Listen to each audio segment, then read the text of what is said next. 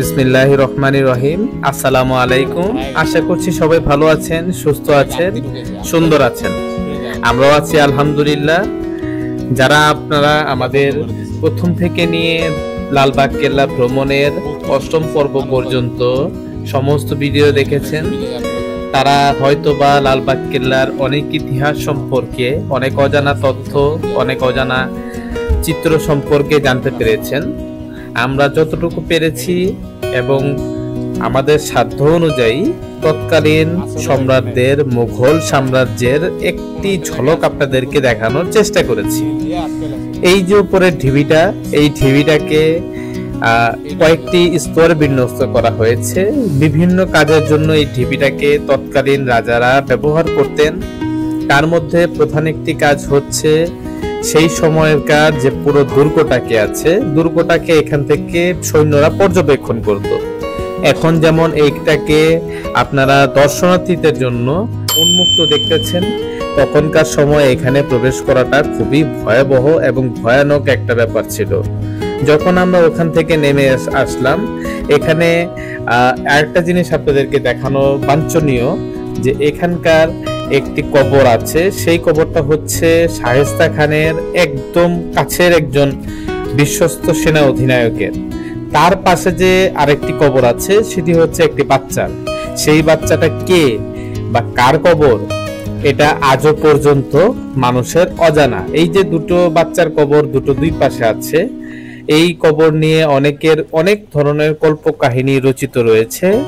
অনেকেই মনে করে থাকেন যে হয়তোবা শায়েস্তা খানের দুটো সন্তান ছিল, কিন্তু শায়েস্তা খানের ব্যাপারে যদি ইতিহাস আপনারা ঘাটেন, ইতিহাস যদি পর্যবেক্ষণ করেন, তাহলে আপনারা অনায়াসেই জানতে পারবেন যে শায়েস্তা খানের একটি মাত্র কন্যা ছিলেন এবং তিনি হলেন পরী বিবি। আর এই যে পরী বিবির মাজারটা আমি আপনাদেরকে দেখাবো একটু পরেই।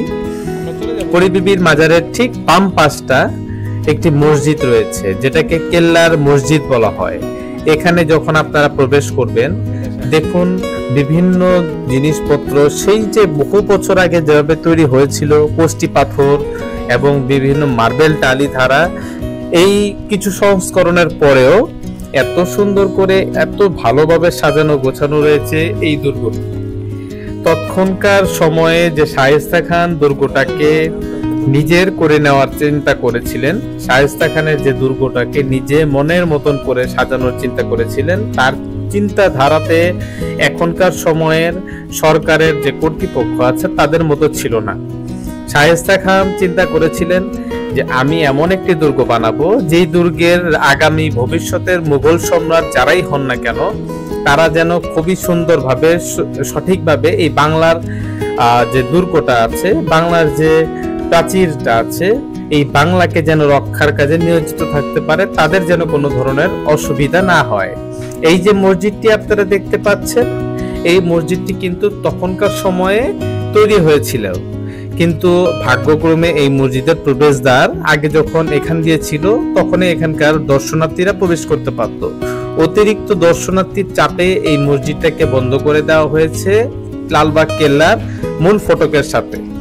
যদি মসজিদে প্রবেশ করতে হয়, যারা ছাত্র আছেন কিংবা যারা মুসল্লি আছেন, তাদের লালবাগ কেল্লার একদম টিকিট কাউন্টারের পাশ দিয়ে আরেকটি রাস্তা গেছে। সেই রাস্তাটাকে পরিবর্ধিত করা হয়েছে সৌন্দর্য বর্ধনের মাধ্যমে মসজিদের প্রবেশদ্বারে প্রবেশের জন্য।